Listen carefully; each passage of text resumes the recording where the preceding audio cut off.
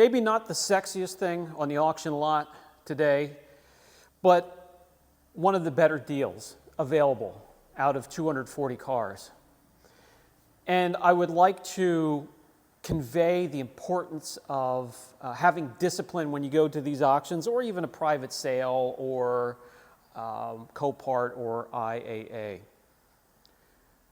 If you are looking for a car to pick up for yourself and you have a certain number in mind, then it doesn't really matter what you spend on it, as long as you're comfortable with it. But when you're doing it to flip cars to try and make a profit, or even as a business, you need to have discipline. A lot of the detailing channels that I tune into that are about auctions, normally the owners of them channels like to go and purchase cars that they like. Kind of caution to the wind as to if they're going to make money or not.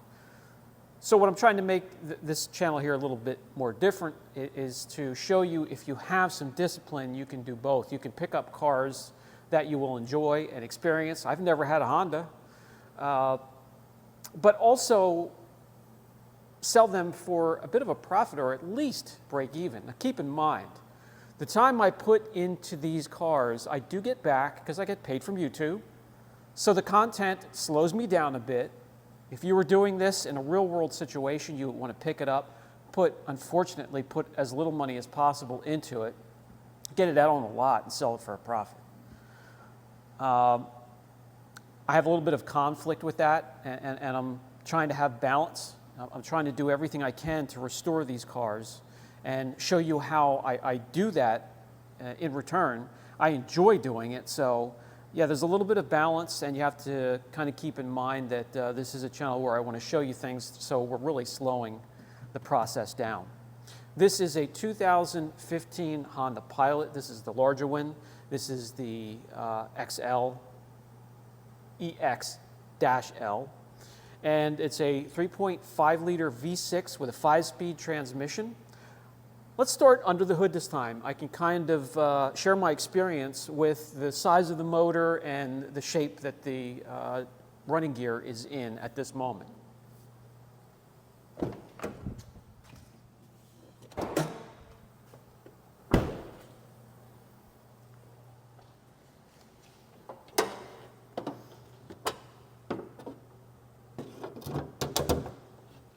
The 3.5 liter VTEC, the engine's reliable. Sometimes what comes into question is the transmission. If you maintain both properly, you can get 300 to 350, maybe even 400,000 miles out of these. When it comes to the power, having driven it now a good 50 to 80 miles, I like to get in the driver's seat and experience these for a good at least 100 miles, so I know that they're safe before I move on from them. Pulling out in the traffic, you have enough power there. It's not a speed demon. It's not going to blow anything away. But keep in mind, this thing can haul, or it's rated for 4,500 pounds. It's going to put a little bit of strain on the 3.5. I could just imagine pulling some jet skis or a boat or a trailer full of firewood. It kind of does well on its own, but if you're pulling something, I just want you to keep in mind you will be putting stress on that motor. Some things I've found since it's been here, let's go over those. There's some pros and cons of what I've found so far. Almost all the fluids are just slightly low. The airbox here hasn't been taken off in quite some time, so I ordered one. I also found this. I don't know how there's not a check engine light and how it's not running crappy, but it runs perfectly fine and no light. And I did run codes on it, just some minor things that I cleared. I'm going to see if they come back, and maybe I'll make a video on that, a separate video. The battery, had to jump it a couple times there. I think being at the auction, the doors being open and left open, lights being left on. Since I have had it back here, I don't even need a charger for it. It starts up perfectly fine. So I'm just going to clean that up and go with it for now. Some good signs. See what's in there? New rotors, new pads. We come back here, new calipers, new pads. So somebody was trying to do their best with that service plan to keep up on this vehicle. Now I do hear a little bit of a rattle underneath here, and that could be a sway bar link, something under there that's very light. It doesn't sound like a heavy component, so I should be able to tackle that. I do have that, I ordered that part already, plus the air filter. We're going to fill all of the fluids. Something really good to share is that the oil was just recently changed. This has 150,000 miles on it. It's not due back for 154. It was just done in March. So that's it. Somebody was trying to take care of it, and I enjoy that they made the effort.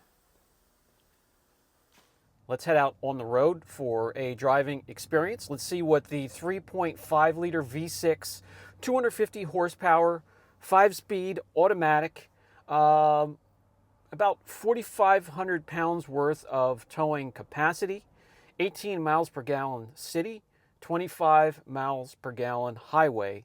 Let's see what this has to offer.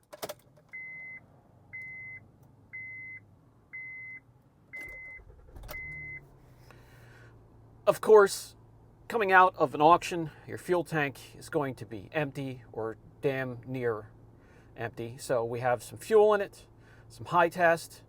Starts right up. At the auction, it seemed like it couldn't hold a charge. Every time we jumped it, left it ran for just a couple minutes, shut it off, it wouldn't start. But with the 30 to 40 minute drive home, it seems to have charged itself to a point where it starts right up again. 150,788 miles, idles nice and smooth, runs nice and smooth. We have no lights on the dash, which is surprising because there is a little bit of a problem, some dry rotting on some vacuum hoses, the intake hose. The code for the radio, we will look up and see if we can find that. All the books are here, they're in there, so we should be able to find that.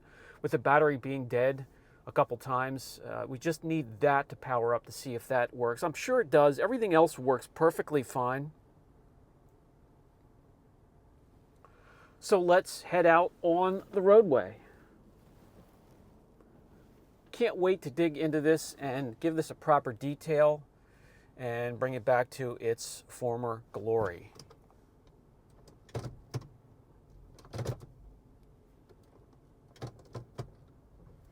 Right into gear.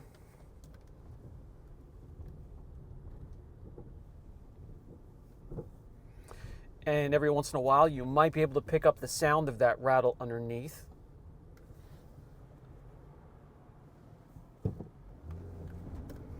Now, when it comes to power, the 3.5 liter has enough power to get it pulled out, you know, if you're in traffic.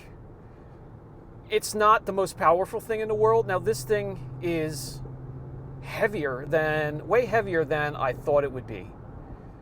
When I think of Honda SUVs, I think light and tingy, light on its feet.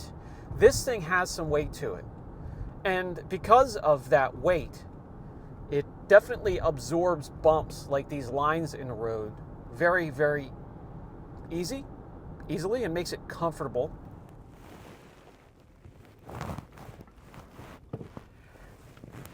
As for comfort, the seats, getting in, leather or a faux leather, maybe plastic or vinyl, I'm not sure yet till I dig into them. They're comfortable. They have plenty of positions to get you where you want to be sitting in. It's a nice cabin to be in. It's not a bad place to be.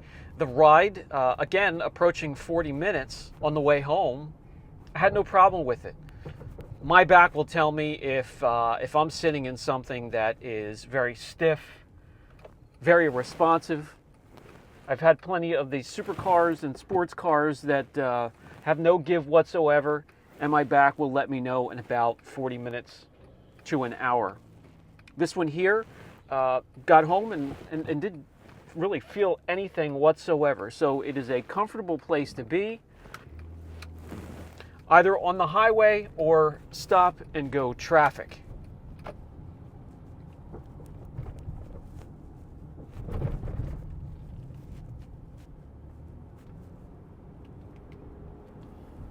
To cover acceleration and braking, once again, acceleration, because of the weight of this thing, the V6, it struggles a little bit, but the braking is more than adequate and there are new brakes and rotors on this.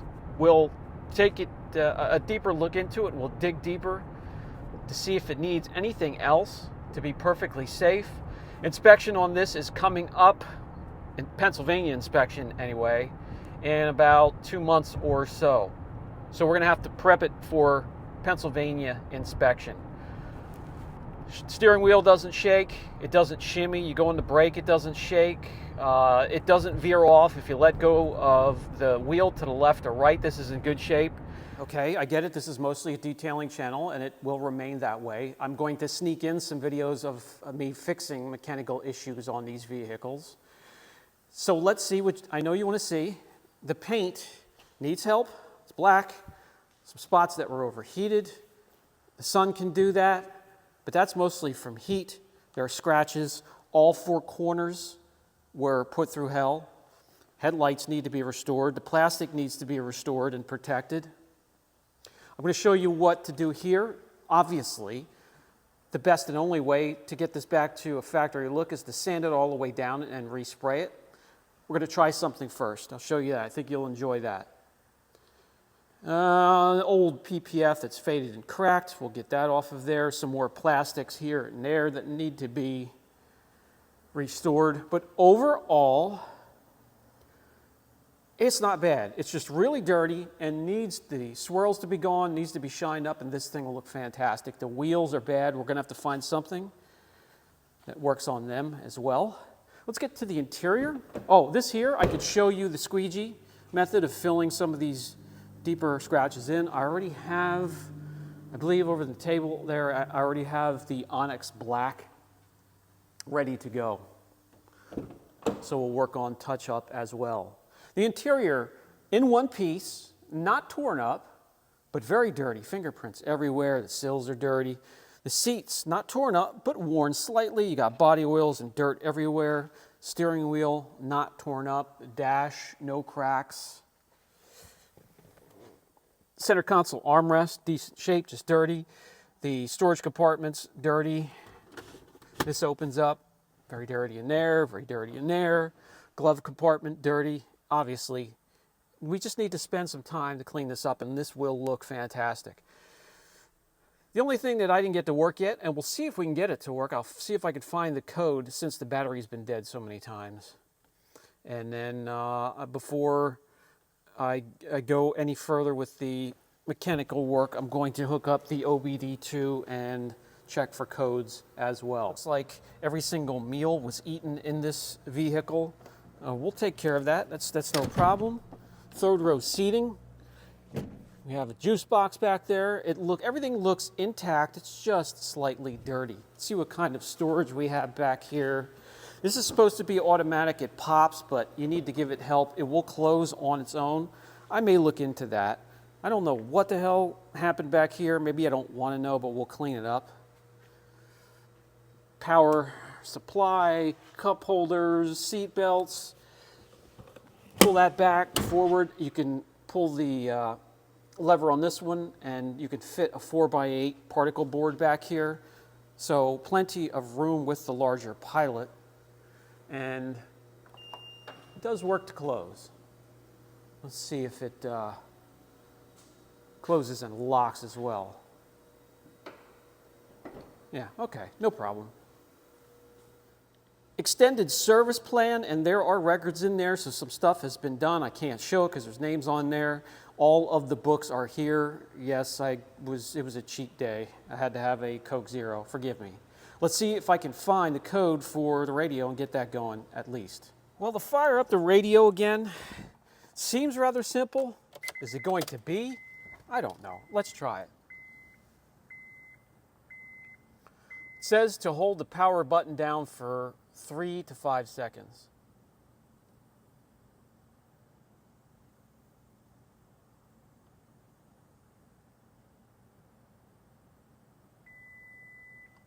And there it is.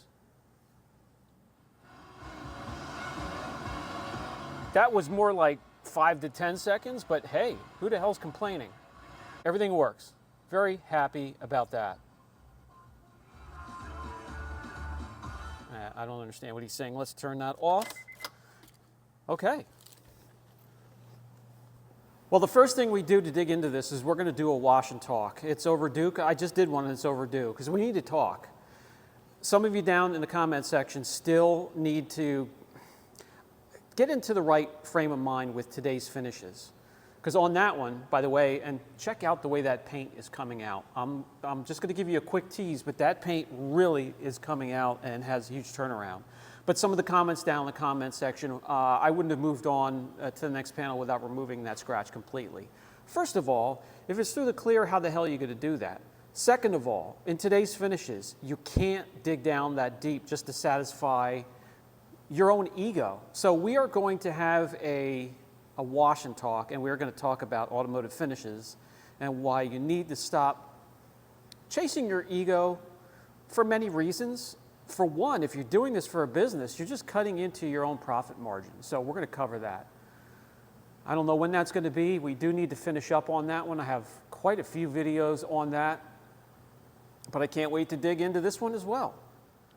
That will do it for this particular video. I'm not done yet. I go to an auction on Monday, Tuesday, Thursday, sometimes Friday.